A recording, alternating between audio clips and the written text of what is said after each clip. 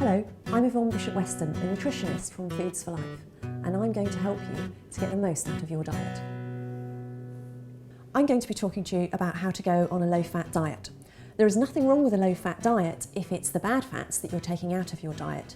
The problem with low-fat diets in general is that it's been proven over the years that when we move to try to lose weight onto a low-fat diet and we take out all of the good fats as well, we end up eating more sugar to compensate and we actually end up getting fatter. So that's not the kind of low-fat diet that I'd like to talk to you about. Fats basically come in three types. We get the saturated fat that comes in the animal foods, in the meat and in dairy, especially some dairy such as cheese.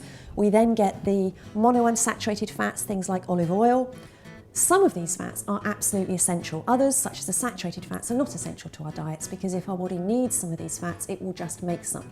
But the ones that are essential are the polyunsaturated fats. And these are the ones that come in oily fish, that come in some nuts, that come in seeds.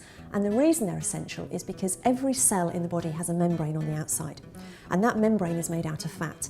And that membrane needs to have the right fluidity to allow nutrients in so the cell can do all the things it needs to survive, and to allow waste out so that the cell doesn't become toxic and die.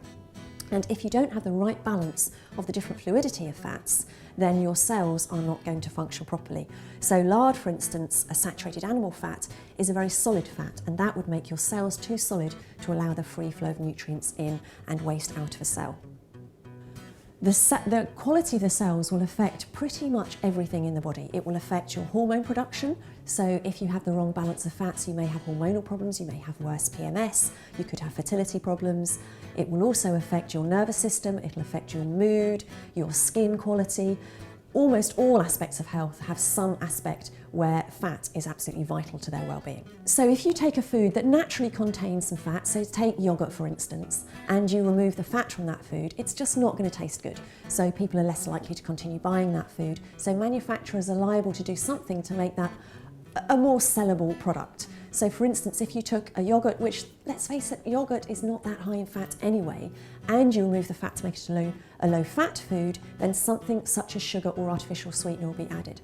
And if you take just an average small tub, individual tub of yogurt, it will have as many as 4 teaspoons of sugar in there. Most people aren't eating yogurt as a superb treat. Most people are eating it because they think it's a more healthy choice. So if you're going for something which has been made low fat, do check the label and see what else may be in there that is actually going to make you fatter. So that's some tips on how to follow a low fat diet healthily.